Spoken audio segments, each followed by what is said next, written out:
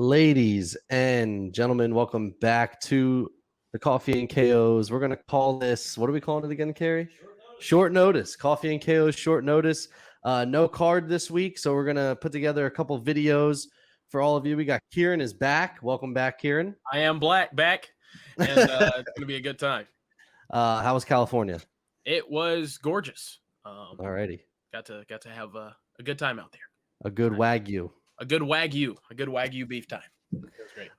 So this show we're going to be talking about the biggest downfalls in UFC history. Aaron, you're always here, man. But Aaron, how are you? How are you doing? Yeah, I'm good. I also had a Wagyu over weekend. Sorry. Ooh, okay.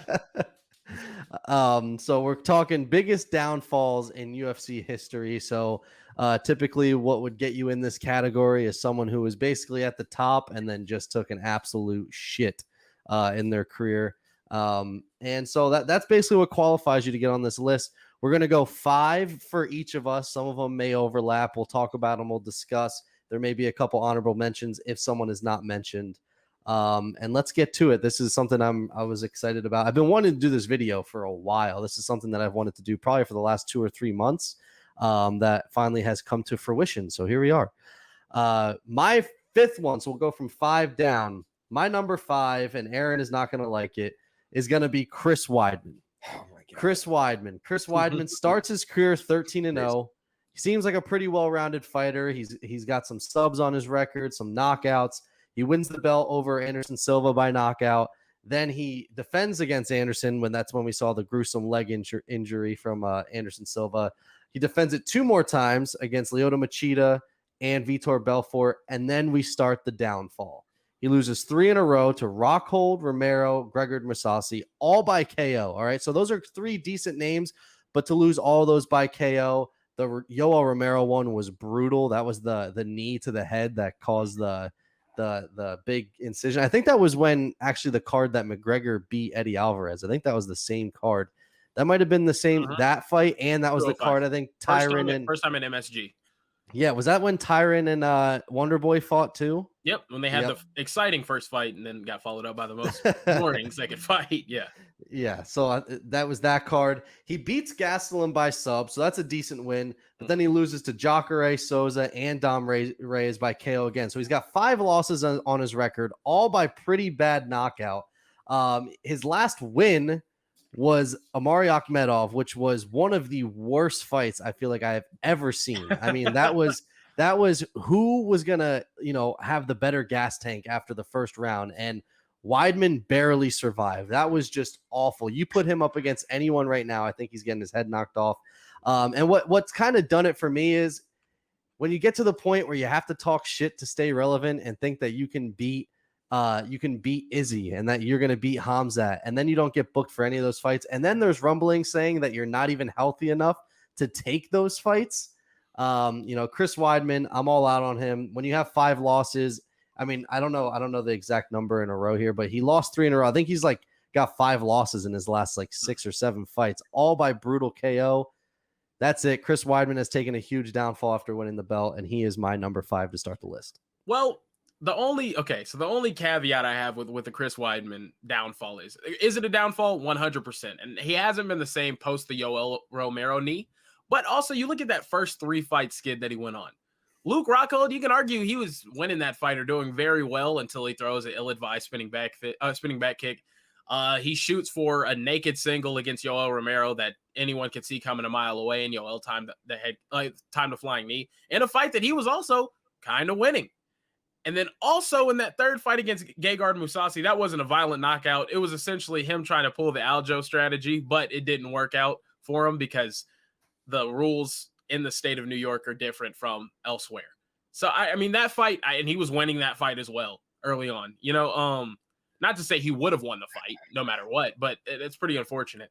I think whenever you see his performance against Jacare, when he eats that shot, I mean, it was a hard shot, but I don't think it was enough to really put him out the way that it did. Now you're just starting to see the chin wear down. So I do agree it has been a pretty lengthy downfall. I think the thing that makes it even worse, though, is his attitude towards everything. I mean, you are nowhere near an elite middleweight right now in any stretch of the imagination or an elite light heavyweight.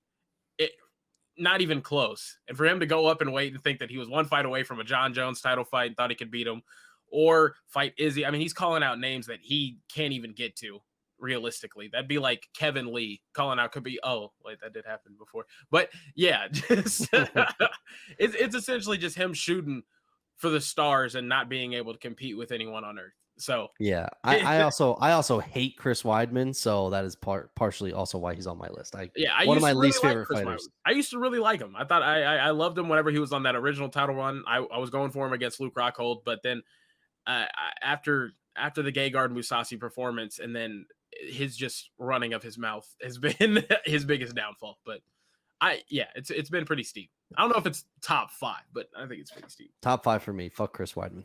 Yeah, it's your personal list. Who am I to tell you how to feel? No one's going to tell me how to feel about my list. But I mean, this is like all-time downfalls, and your losses are to Dominic Reyes, who was top 1 at the time he lost to him. Souza, who was a top 5 at the time he lost to him. Gegard Mousasi, top 5 when he lost to him. Yoel Romero, top 3 when he lost to him. Rockhold, top 2. Like, you got to give me, if he lost to Omari Akhmedov, then this is fully valid on your list. But, like, it's also your personal list. But all-time 5, putting Weidman at number 5 is. It was tough for me because, like I said, I do have 3 honorable mentions that could have easily replaced him. Without hearing it, they all deserve to be out here over a guy who's on a 1-fight winning streak. Like, it's just sorry. Like, and as much as you don't want to admit it, has a probably will be favored over Uriah Hall. If not, he's going to be a very popular dog. So and he is going to get killed. Maybe you don't know. Yeah, Uriah Hall has a tendency to shoot. And also, Weidman. Yes, you are right. Weidman's only 36. Like, it's too soon. But whatever, it's yours. So also, can you argue this? Is he not the best wrestler in this division? He's one of the top 2 for sure. And I think that I think against Israel Adesanya, if the fight goes the way he wants, it's a very bad matchup for Izzy, actually. Yeah, so if Weidman got Izzy on his back, that's a hard time for Izzy. Will he? Fuck no. But if he did, it'd be a tough time. So, either way, a controversial first start. Hey, I'm all about controversy, man. You're clearly not ready. It's clearly on short notice that you're coming in, so we got to give you the break here. It's all good. Oh, I'm ready. I actually planned all day for this. I think I couldn't wait to shit on Chris Weidman. Here's the thing: a full camp Zach, I don't think has Chris Weidman at 5, but it's a short notice. I 1,000% take Chris Weidman because I don't like him. You can't stand Chris Weidman. We got our next. Aaron, you can go with your 5th one. Go ahead. Okay, perfect. I had to pull up Chris Weidman's information. So, this was definitely hard for me. I had a lot of honorable mentions or dishonorable mentions. I'm gonna start with a guy I was a pretty never big fan of. I'll be honest, and I'm gonna kind of cheat here. I'm gonna include his wife, his mother. This is the Travis Brown, Ronda Rousey downfall together. We ride together, we die together. So they're my number 5. Mostly Travis Brown, though, just because Ronda Rousey only lost to, like, the very best. And that was like, I'm out. I'm not going to wait to lose to Liz Carmouche in a rematch. So, but Travis Brown, he got to Josh Barnett. He had those illegal elbows that he got the win for, but for some reason they didn't call him on him. After that fight, he was 2-6 for the rest of his career. He ended up getting knocked out a couple times and submitted.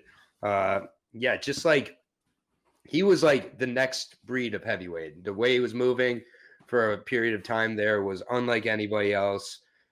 He got that opportunity against Verdum that pretty much everybody I knew was picking him against, and Verdum was the kickboxer, the quicker guy in that fight, and made Brown look completely overwhelmed. Brown did get to fight Brendan Slob next, so lucky he got to get back on a winning streak. But then Andrei Arlovsky tooled him up for that first round. Before that, it was a great fight, but I mean, it's like one of those where the only way Travis Brown loses to Andre is the way he did, and it's just like, Matt Mitrione, I don't really rate that. And then it's Cain Velasquez, Verdum again, who tooled him up again. He took that fight. Verdum just kind of owned him. Derek Lewis completely ended his career before and after the fight with what he said.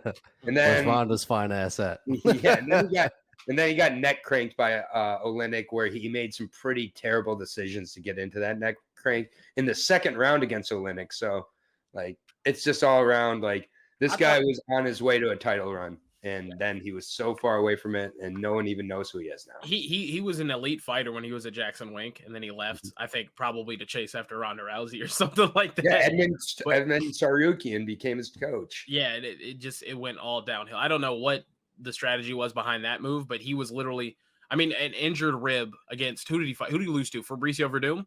Yep. He had an injured rib against Fabricio Verdum away from getting a title shot that I think he might have won. I mean, dude is big, athletic, nice hands, kicks, everything, but just, I don't know, lack of discipline, or just, it fell all apart. He was legitimate. And I agree with the Ronda Rousey part too. That was my number 5, but I switched it up later. Yeah. You know? Yeah, Ronda just didn't stick around long enough to make this list, but I think just about anybody else you would have put her against next, I think she would have lost. I think even Misha Tate would have beat her in another fight, which I know I get it. Misha got owned by her, but it's like, you know who wouldn't beat her nowadays? Who? Cheyenne Buys, because she can't stop a head and arm throw. Yeah, true. Oh my goodness. Yeah, no, Cheyenne Buys would get mauled by Ronda Rousey as we speak right now. I had Ronda as also as a honorable mention, and for the same exact reasons. She wasn't around long enough for a complete free fall. She only took she left. She actually did the smart thing. The biggest win of her career was actually retiring or being done before she lost 5 fights in a row. Yep. But she was in some terrible movies too. I just haven't seen them. But that helps. Expendables 4 is a L, so like, or whatever. Expendables. Expendables, Fast and Furious. She's taking like losses, and now it's just like, what is Ronda even? She's even cringe in the WWE whenever. They almost took the mic away from her because it's just like she's losing. Let's relax on that one. Yeah, I had a bunch of Ronda Rousey stands get in my TikTok comments and tell me that she's a pioneer of the sport. And I'm like, of course she is. No one's taking that away from her. But she also did get stopped in 46 seconds by Amanda Nunes. Will she go down in the Pioneer Hall of Fame for UFC, or will she go down as like in the Fighter Hall of Fame? Which Fighter Hall of Fame. Both. Fighter Hall of Fame. I mean, she has wherever 6 title defenses. It doesn't matter. Like, I mean, but then again, you look at that's early on, like women's MMA era. That's essentially like the equivalent to like the 90s for male MMA. You know, it's that new as far as like it's like you're not taking Royce Gracie out of the UFC or exactly. So she was Royce Gracie for women to make it very layman. But exactly. Yeah, that's my 5. Yeah. At number 5 for me, I have one that I haven't heard from you guys, and it's Rashad Evans. Rashad Evans. I mean, it's injury, but then also some pretty embarrassing losses at the tail end of his career. I mean, you're talking about a guy that only had like 3 losses in his UFC career, which were Lyoto Machida, Little Nog, and then John Jones. And then he has this long extended period of time off. People forget that he was supposed to come back and fight Daniel Cormier, possibly for a number 1 contender spot back in like 2014, 2015, something like that. Right? Well, back when John fought DC for the first time. And then he comes back. He loses a unanimous decision to Ryan Bader. He gets stopped by Glover Teixeira. Then he decides, okay, let me go down to my actual natural weight class, right? I'm going to go down to 185, and I'm going to get some wins. And I even thought, he might be a problem. He loses to Dan Judo Kelly. Yeah, that's all you guys. And then lost to Sam Alvey. I think he should have retired after that. Easily should have retired after that. You take 2 back-to-back losses against Sam Alvey and Dan Judo Kelly. Judo Dan Kelly. Yeah. And you go back up and wait and get slept by Anthony Smith via knee. I mean, it was tough for him, man. It was really tough for him, especially at the end of his career. That was a large free fall. He was one of the greats of the sport. I mean, I think he's a Hall of Famer. If he's not already in there, he will be a Hall of Famer. I mean, I think they just announced he's gonna be in. I think that was this year. Yeah, he should be. Yeah, a great fighter. But then at the tail end, I mean, injuries, whatever you want to attribute it to, he took some mighty embarrassing. He was never the same after he fought John Jones. After he fought the very best and knew there's no form of me that can beat that. There's just something that happens once you. That's one of the things. And he was my number 4. So Rashad's my number 4 for sure. Losing to Dan Kelly and Sam Alvey twice in a row as a former champion, it's almost as bad as it gets for a run on this list of anybody. So like that's Dan Kelly was like 47 years old when he beat him too. So it's like, Yeah. That's my 4 though. I agree. My 4 is actually Travis Brown. So I had Travis Brown at 4. Travis Brown. So yeah, you start 13-0-1. We're gonna have some crossover here. Yeah, you lose to Bigfoot Silva, go, 3-fight win streak over Gabriel Gonzaga, Overeem, Barnett. Then it just from there was just up and down. Never got on a streak again. Beat, like you said, Schaub. Just the thing is, when you're getting like the way he was losing, and then the brutal KO by Derek Lewis was just, to me, like that just summed up everything. I don't think he even should have come back after that. He tried, but yeah, Travis Brown, like you said, was close to a title shot, and then in a blink of an eye was as far removed from a title shot as you possibly could imagine. So yeah, Travis Brown is my 4. Yeah, my number 4 is Tyron Woodley. Tyron, the chosen one, Woodley. Almost as soon as he started this awful rap career of his, shit just went down the drain. I mean, I think Rory McDonald set the blueprint to beat him years ago, and people just didn't have the skill sets to follow it. And now you see MMA's evolved, and more people are more well-rounded, have good boxing technique, and also wrestling to defend his shot. I mean, the dude has just been figured out. He's lost. I don't know, Aaron. I saw you on the recap show say he lost like 32 consecutive minutes. It's actually much longer than that. It's much longer than that. He's lost 3 straight 25-minute fights. Right? I could not do math that night. He has lost well over an hour of fight time consecutively, and he hasn't won not but like 30 seconds of the time in those fights. It was that last fight. Yeah, and it was that last fight. I mean, he's lost. Went to the Frozen one. Yeah, exactly. He's lost 16 straight rounds. He went out. I appreciate that he went out and tried to fight. That showed that he wanted it a little bit. Especially in that last fight. I mean, but then again, he wasn't built to last that long fighting that type of way. He can't walk forward and throw explosive punches for 3 rounds. He can't even do it for 1. You saw him starting to get fatigued midway through that first round. The dude held himself up because he was knocked out on his feet. Yeah, that was still the craziest shit ever. He was holding onto the cage. How the ref didn't call the fight when he was literally out on his feet. It was crazy. Yeah, that just, I don't know. Dude couldn't do anything about it. He's been figured out, and now he's had a huge fall from grace. It's time for him to retire. I think he has to at this point. I mean, I don't think he has anywhere else to go. If he wants to fight in Bellator, cool, but then you're going to get slept by Diego Lima. Actually, him and Diego Lima might not be a bad fight because they both just stand back up against the cage and throw explosive shots. So you might just see Diego would tool him up. I think Diego would beat him. The speed of which this free for all has happened that almost put it on my list because it happened. It went all wrong so quickly. It's been since March of 2019 is when it started. A flawless, and now we're looking at 4 straight losses. Flawless Darren Till performance, but also a flaw-filled Darren Till performance from Darren Till. Yeah. But from Tyron, it's like, hindsight's 2020, but it's like Darren Till also could quickly become on this list, I think, in the next year or two. I think Darren Till is one of the most overrated guys in the sport right now, but that's for another day. Like Vettori, $5 million on Vettori. But anyways, Tyron, good pick. I just gave respect to his competition here because the worst guy he's lost to is Vicente Luque, who all of a sudden is everybody's media darling now. So it's great. I actually had Woodley finishes. I had Woodley at 3. What? I had Woodley at 3. He's actually. Well, I will take your list serious from the get-go. Everything Kieran said, it is kind of tough if you look at the competition to put him on there, but it's just the ways in which he's lost. Like when you don't even win a minute outside of even a round, and you literally went from being the champ to just a shell of yourself in like a blink of an eye. I think that's what's done it for me. It would be one thing if there was a scattered, I guess there is a scattered win in there technically, like because you have the Till performance. I honestly think it kind of started with Wonder Boy a little bit. I felt like with Wonder Boy, he started kind of looking a little bit different. He did win the fights, but I just felt like it kind of started there. And then, it really escalated though after the Till performance.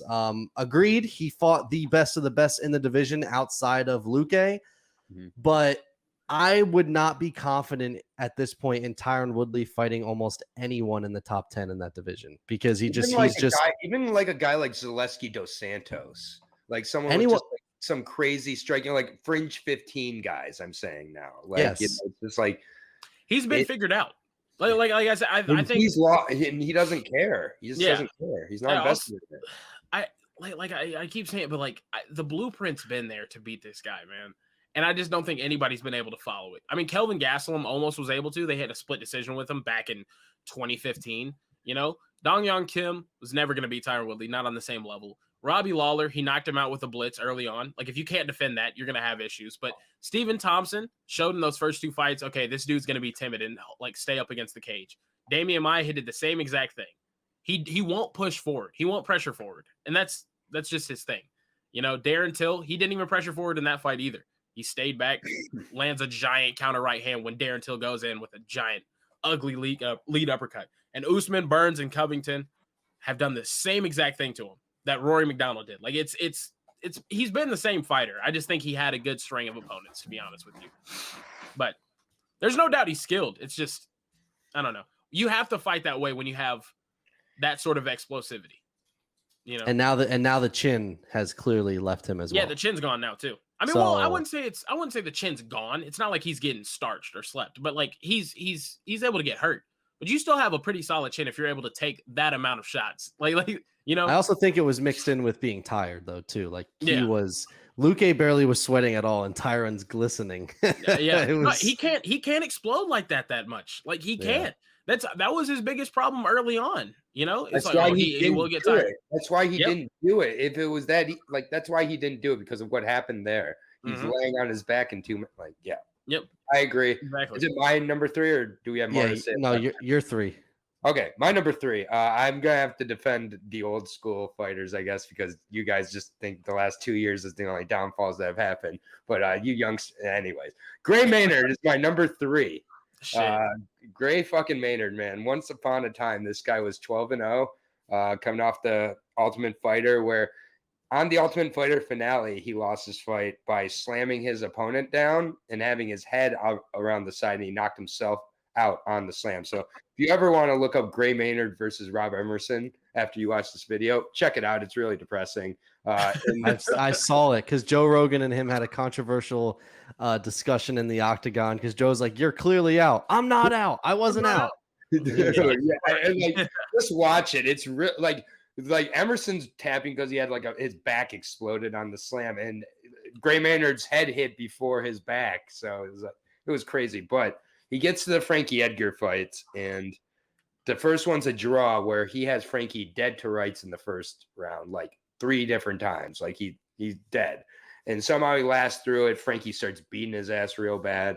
And then the second fight, same thing happens again. Gray Maynard beats his ass early on. And then all of a sudden, Frankie just comes back to life and ends him. Absolutely ends him. He gets a split decision boxing match against Clay Guida, where Clay Guida almost outboxes him. Anytime in any match, that's bad.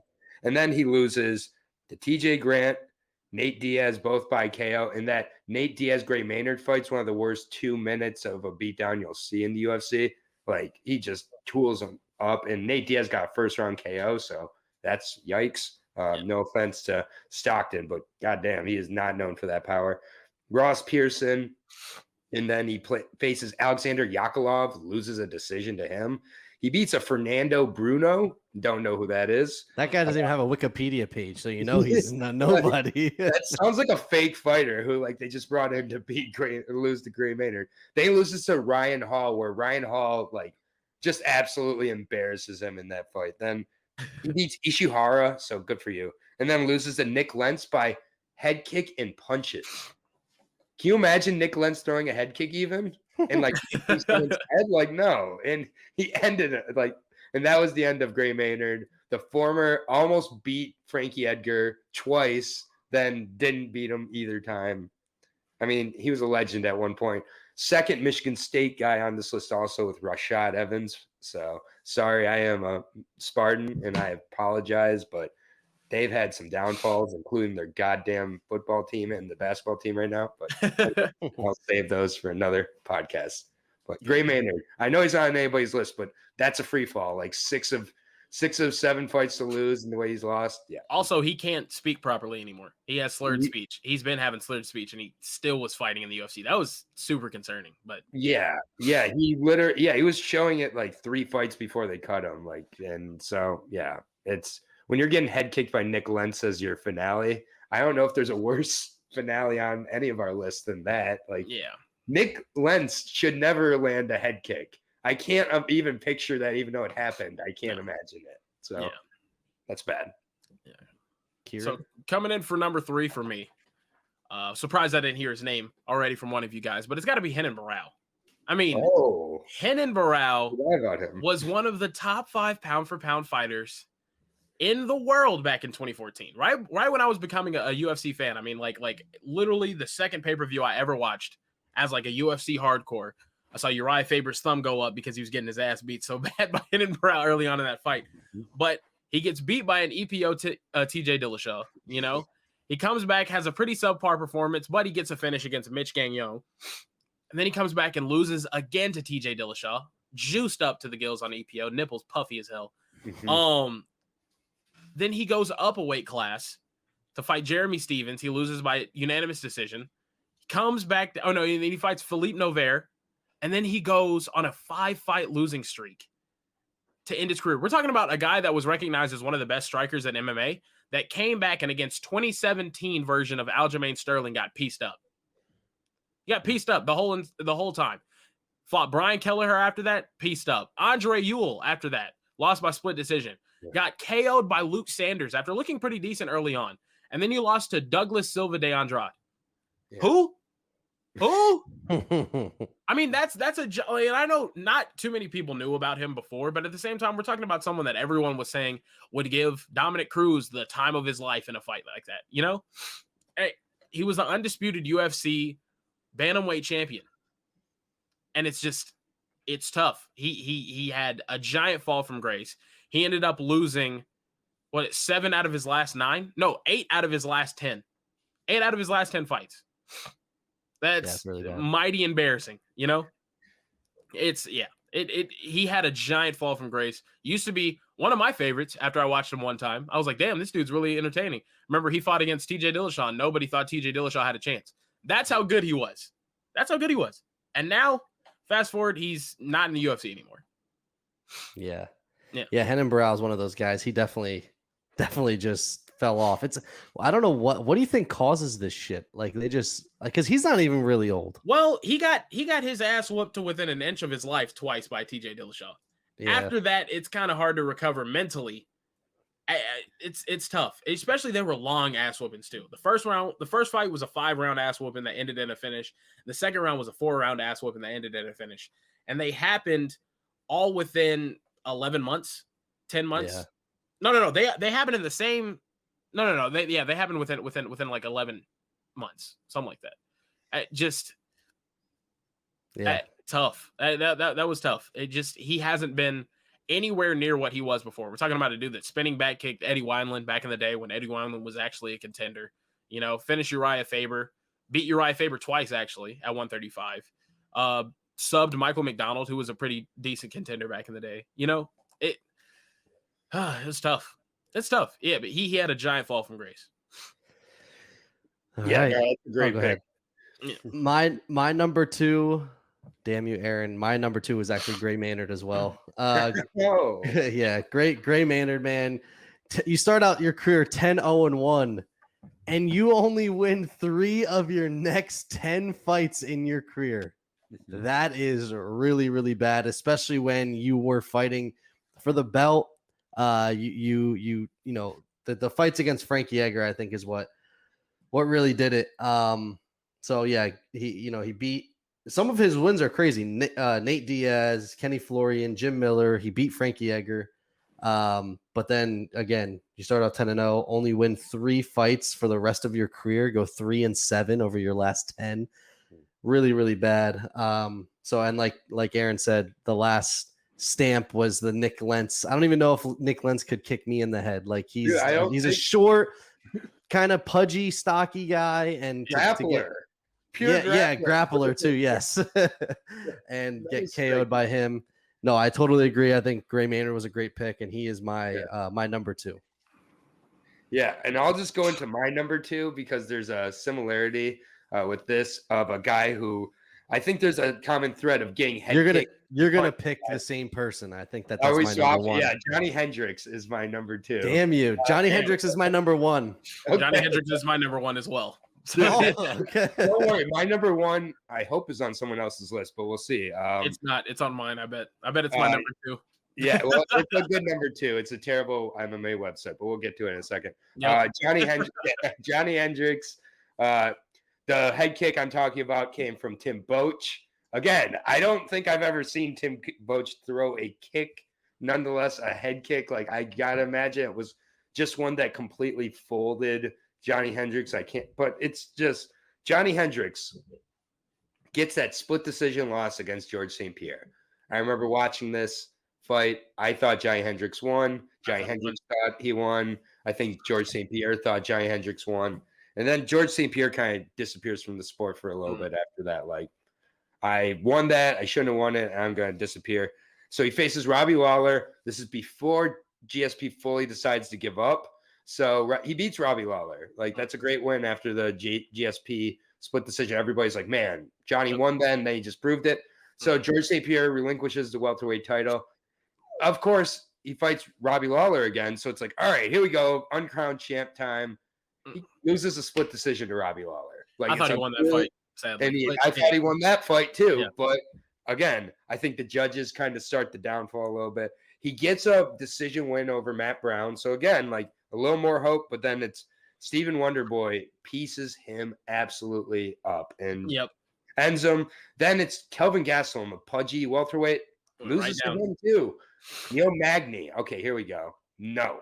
Loses to him, beats Hector Lombard when Hector Lombard was nobody, gets head kicked by Tim Boetsch, Paulo Costa, KO, and then goes to bare knuckle fighting and faces, does anybody remember Dakota Cochran from The Ultimate Fighter? He was at the featherweight division in The Ultimate Fighter when he fought, and he was a wrestler, mostly known for being a former gay porn star. Nothing wrong with any of that, but much smaller than Johnny Hendricks and not known for his hands. Absolutely decimates him with an overhand right. And we haven't heard from Johnny Hendricks since then. Uncrowned welterweight champ 2 different times and ends up getting knocked out by a featherweight wrestler in bare knuckle fighting before it was even anything.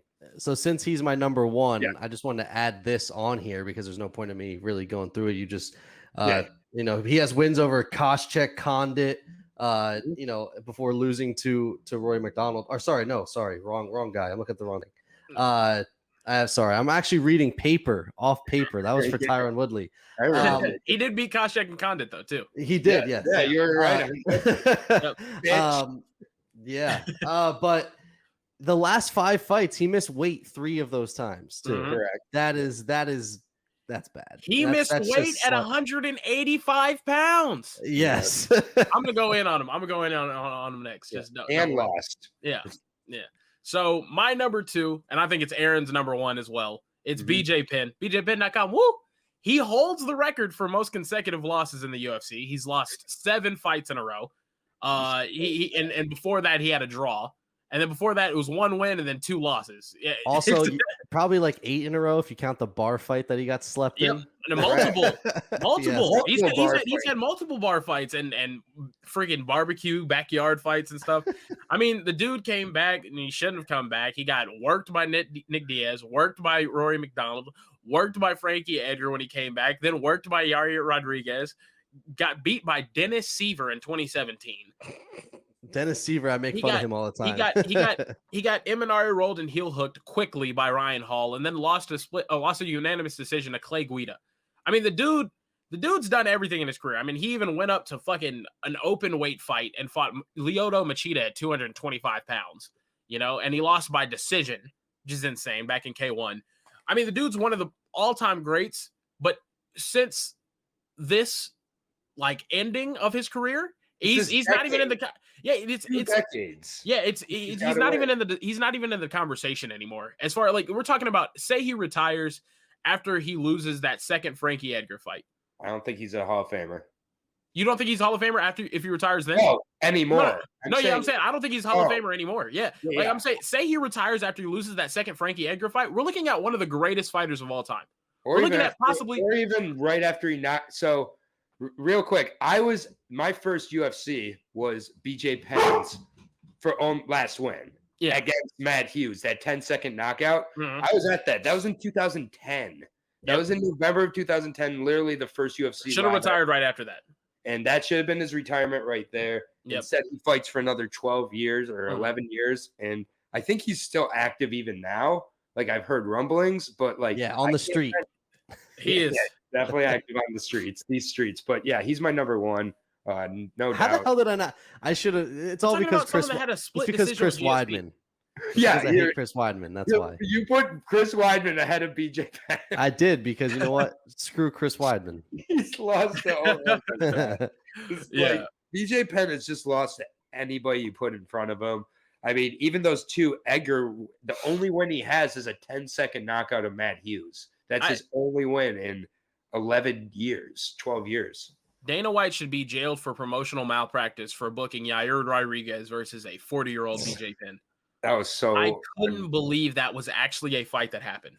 Yeah. Dana White was like begging him to retire, but then like he would keep giving him fights. Like if he really wanted him to retire, he wouldn't be giving him fights. Yeah, you should have cut his ass. You had every right to cut him. The fact that his last fight was in 2019. Come on, man. Like he literally was the consensus greatest lightweight of all time. Had he just retired after that Matt Hughes KO. Yep. Done. Like just he played his way out of the Hall of Fame. Literally, it was just like Anderson Silva at the tail end. Like you're losing your way out of your legacy at the end of this all. Yeah, nothing tops BJ Penn. That would be like Michael Jordan playing in 2008. Just like, hey, bro, the Wizards really suck. You're still playing, and the more you do this, the less people are gonna respect it. And I don't know. That was really bad. The Tapology picture of BJ Penn looks like he's listening to us talk about this free fall right now. It's just like him, it's like looking forward.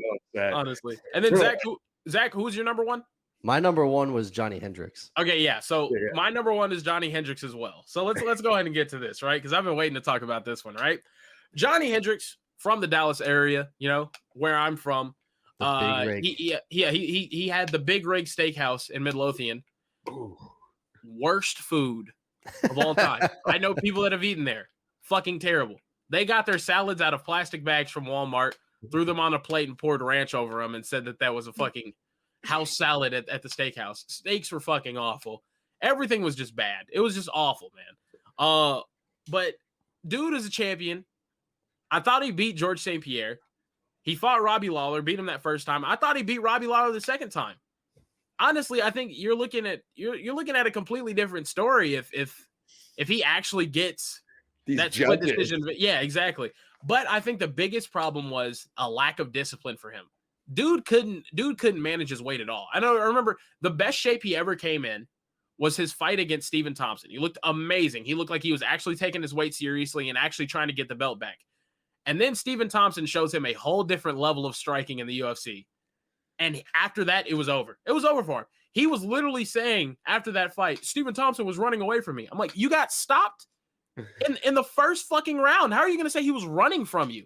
That's essentially just admitting, like, I got my fucking ass whooped and I couldn't do anything about it. Like, dude, just say that you got your ass whooped, all of that shit happens, right? He goes up against Kelvin, he loses. He goes up against Neil Magny, who's the most overrated fucking middle contender I've ever seen in my life. Every time he fights, it's like, Neil Magny's a tough out. He fucking loses. Every time he fights anyone decent.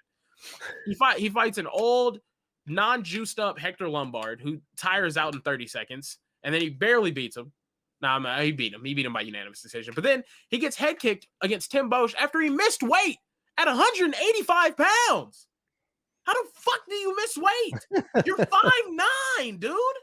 You're a professional fucking athlete. And you missed weight at 185 pounds. Like, bro, what? But at the same time, it's tough. I just can't imagine being. Penn hasn't won it this decade, though. Like, so. No, like, I mean, just I don't agree. look- And then also he got slept by BJ Penn got slept by fucking. And if BJ Penn said I'm coming to bare knuckle fighting, is anybody surprised? Is anybody thinking he doesn't No. get slept? No, Like, it's so- not I'm like, surprising he at all. can't even beat people, drunk guys at a bar. Like, You know, I mean, and some of those are brutal. Like there was one, I think I can't remember exactly which one, but there was one where he got hit and the back of his head hit the concrete so hard. I thought for sure he was dead. I thought for Yeah. sure like you were just gonna start seeing blood pour out of the back of think BJ Penn's head, and that was gonna be it. Was that before the Ryan Hall fight? No, that was Because- after. Okay, I'm- because yeah, he did have a fight after that though, where he lost. Like I know he fought after his street fight loss. So yeah. That's Ooh. those two though, easiest falls from grace. BJ Yeah, those Penn are- might have a losing record if you add his street brawls. He might have a losing record. honestly, both guys are worthy of sharing this mantle of the free fall. And Mhm. I mean, it like the capper on Hendricks is hard to beat. I mean, I do think Gray It's the Maynard, fact he didn't get paid. I mean, well, they both got slept by people. but just- he didn't get paid for his. He That didn't is get a paid for really his. good argument. BJ Penn didn't get paid to get slept by some random dude in the bar either. So, Oh, you're right. yeah. Yeah. Well, one is Yeah. a random guy at a bar. Johnny The had other a- is a known Johnny had male the gay porn star. Steakhouse So that's, too. The steakhouse is a really good argument. yeah. Like The I might steakhouse too. It's bad. Yeah, I It's heard. bad. Yeah. Dipping I his actually- lip. There was one honorable mention that I had that wasn't mentioned. I had Ronda Rousey, and I also had Shogun. Shogun's kind of had a free But fall as he's- well. His was more up and He has down. some good wins though. Yeah. Yeah. One of mine His is Chuck Liddell. You got. Oh, that's a good one. You went out on, Yeah. on really bad terms, and then you got slept by an old Tito Ortiz, looking like a damn geriatric out there. That was Wow, tough. I forgot. Wow, that's a great argument, actually. Much better than Yeah. Chris Weidman at number 5. Yeah, much better Like, than Chris there's so Weidman at many number better- 5. Listen. Chris Weidman is a turd. He I don't just like like turds, I- man. I can't wait for the Weidman Uriah Hall fight now. You made me so pumped for that fight now. Good. He's gonna get knocked out in the first round. If Weidman goes out there and pulls one out of his ass, you're gonna cry, and I can't wait. Oh my god, that's gonna I'm calling Uriah Hall knockout first 2 minutes. I need to be invested in these shit cards, so I'm gonna be interested in it. Yeah. There you go. Can't wait. You guys, There did we you guys have any other honorable mentions? That's the only ones. I mean, Machida was kind of like up and down, but I wouldn't say he had a free fall. Yeah. But that's all I had for that one. Marion Renault. No, I'm fucking with you. Jeremy Stevens had like an up. He got hot and then he like died again. This Paige one, Van Zandt. Sage Paige Northcutt. Van Zandt, Sage. Well, Sage Northcutt was never. He never Yeah. had a. He wasn't, but he was hyped up, and then he and went he's to get his fallen face really broken. far. His whole face broke, so Mm. like that's Yeah. a pretty good fall. I had Diego Sanchez one time. Once upon a time, Dude, he was favored good. over.